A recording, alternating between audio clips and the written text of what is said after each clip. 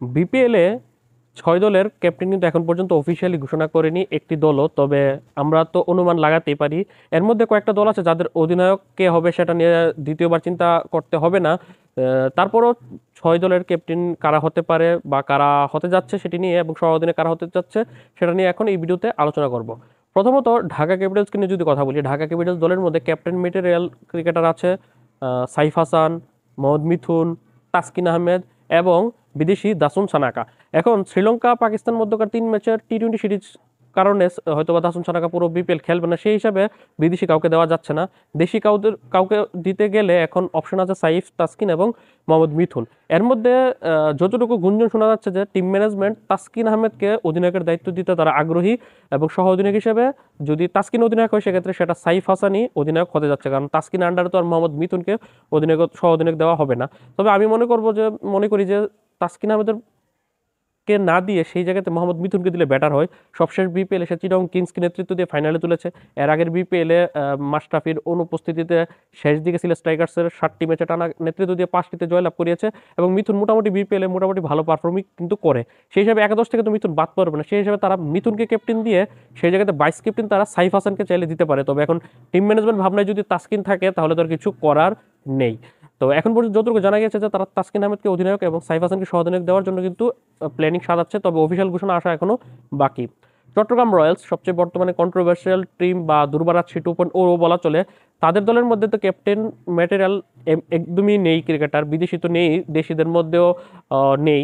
তবে এনসিএল টি-20 লিগে ঢাকা মেট্রোর হয়ে টানা 2টা লিগের নেতৃত্ব দিয়েছে নাইম শেখ, সেই হিসাবে নাইম শেখকে দেওয়া যেতে পারে। তবে আমি আমার আগের একটা ভিডিওতে বলেছিলাম, চট্টগ্রামের ভিডিওতে, যে তারা চাইলে একটা ভালো মানের বিদেশি ক্রিকেটার এনে যদি সে তার নিজ দেশের ক্যাপ্টেন ম্যাটেরিয়াল ক্রিকেটার হয় সেক্ষেত্রে তাকে ক্যাপ্টেন্সি দায়িত্ব দিতে পারে। যেহেতু এখানে লোকাল ক্রিকেটারদের মধ্যে ভালো কোনো ক্যাপ্টেন ম্যাটেরিয়াল কেউ নেই, সেই হিসাবে তাকে দেওয়া যেতে পারে। যদি তারা সেটা না করে দেশিদের মধ্যে দিতে চায় সেক্ষেত্রে তারা নাইম শেখকে ক্যাপ্টেন এবং ভাইস ক্যাপ্টেন হিসেবে অন্য যে কোনো কাউকে চাইলে দিতে পারে।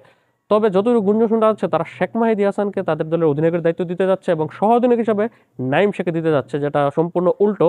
এবং দেখার বিষয় শেষ পর্যন্ত অফিসিয়ালি তারা কি সিদ্ধান্ত নেই। তবে নাইম শেখই বেটার অপশন হবে অধিনায়কের জন্য, যেহেতু এখানে অপশন নেই। তৃতীয়, রাজশাহী ওয়ারিয়র্সের কথা বলে, এই দলের ক্যাপ্টেন কে হবে সেটা নিয়ে আসলে কোনো ভাবনা চিন্তা করার কোনো সুযোগই নেই, কারণ রাজশাহী ওয়ারিয়র্সের অধিনায়ক হওয়ার জন্য সবচেয়ে বেশি এগিয়ে হচ্ছে নাজমুল হোসেন শান্ত এবং নাজমুল হোসেন শান্ত ছাড়া এই দলের মধ্যে কিন্তু অধিনায়ক ম্যাটেরিয়াল আর একজন আছে, সেটা হচ্ছে মুশফিকুর রহিম। তবে তারা মুশফিককে অধিনায়ক দিবে না, নাজমুল হোসেন শান্তই তাদের প্ল্যানিংয়ে রয়েছে। কিন্তু সহ অধিনায়ক হিসেবে এখন কে হবে?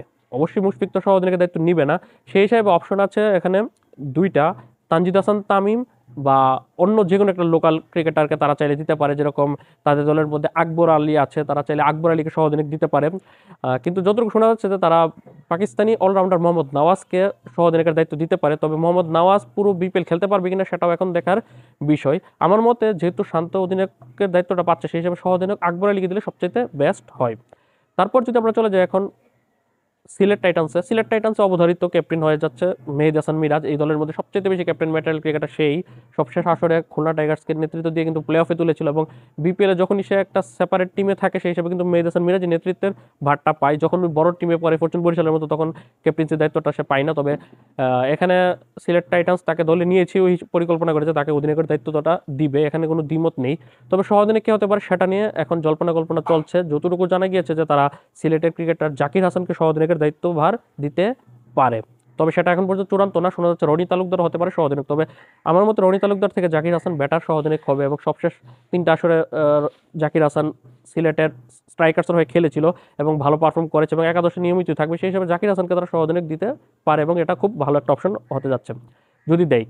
তারপর যদি রংপুর রাইডার্সে যায়, রংপুর রাইডার্সের অবধারিত ক্যাপ্টেন হচ্ছে উইকেটকিপার ব্যাটসম্যান নুরুল হাসান সোহান। টানা 4র্থবারের মতো আসন্ন বিপিএলে সে খেলছে, একমাত্র ক্রিকেটার যে টানা 4টা আসরে একই দলের হয়ে খেলছে। 2023, 24, 25, এখন 2026 বিপিএল সে রংপুর রাইডার্সের হয়ে খেলছে এবং সাকিব আল হাসান থাকা সত্ত্বেও যখন নুরুল হাসান সোহান ক্যাপ্টেন্সির দায়িত্ব পেয়েছে, ওই হিসাবে লিটন দাস এই দলে থাকলে যারা ভাবছে যে লিটন দাসকে জাতীয় দলের ক্যাপ্টেন হিসেবে তাকে দেওয়া হতে পারে অধিনায়ক, সেটা ভুল ধারণা। অধিনায়কের দায়িত্বটা পাচ্ছে নুরুল হাসান সোহানি। তবে সহ অধিনায়ক কে হবে অনেকে গেস করছে, সেটা হতে পারে লিটন কুমার দাস। তবে লিটন কুমার দাস জাতীয় দলের ক্যাপ্টেন নুরুল হাসান সোহানের আন্ডার সহ অধিনায়ক থাকবেন এটা আর বলার অপেক্ষা রাখে না। সহ অধিনায়ক হিসেবে এখানে দেখা যেতে পারে তাহিদ হৃদয়কে সহ অধিনায়কের দায়িত্ব ভার দেওয়া হতে পারে বলে আমার কাছে মনে হচ্ছে, তবে এখন পর্যন্ত কোনো গুঞ্জন শোনা যায়নি। আর সবশেষ দল নোয়াখালী এক্সপ্রেস। নোয়াখালী এক্সপ্রেস দলের মধ্যে কোনো ক্যাপ্টেন ম্যাটেরিয়াল ওই ধরনের ক্রিকেটার নেই, তবে তাদের হেড কোচ খালিদ মাহমুদ সুজন কিন্তু যখন নিলামের টেবিলে বসার আগে এবং নিলামের টেবিলে বসার পরও কিন্তু উনি জানিয়েছিল যে তার পছন্দ সৌম্য সরকার ক্যাপ্টেন্সির দায়িত্বটা নিক এই দলের মধ্যে।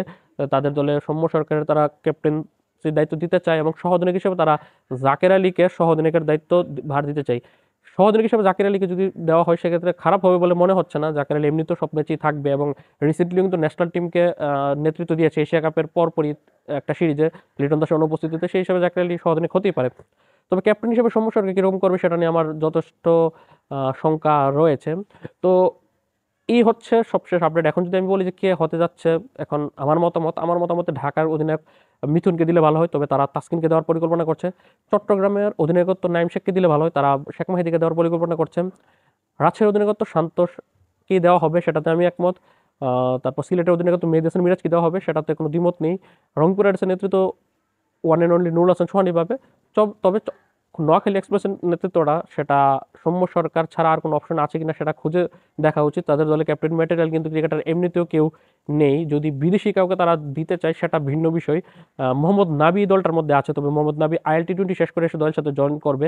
সেই হিসেবে তারা এরকম করতে পারে, ইন্টারিম ক্যাপ্টেন হিসেবে সৌম্য সরকারকে দায়িত্ব দিয়ে পরবর্তী যখন মোহাম্মদ নাবি আসবে এসে দলের সাথে জয়েন করবে তখন মোহাম্মদ নাবিকে বাকি রেস্ট অফ দ্য সিজনের জন্য তারা মোহাম্মদ নাবিকেও দলের অধিনায়কত্বের ভার চাইলে দিতে পারে। এটা আমার থট। এখন তারা কিভাবে দেখছে এই বিষয়টা সেটাই এখন দেখার বিষয়। তো এই ছিল সবশেষ আপডেট ক্যাপ্টেন্সি সম্ভাব্য অধিনায়কদের নিয়ে। আপনার পছন্দের অধিনায়ক বা সহ অধিনায়ক কাদেরকে দেওয়া যায় সেটা অবশ্যই কমেন্টে জানাবেন। আল্লাহ হাফেজ।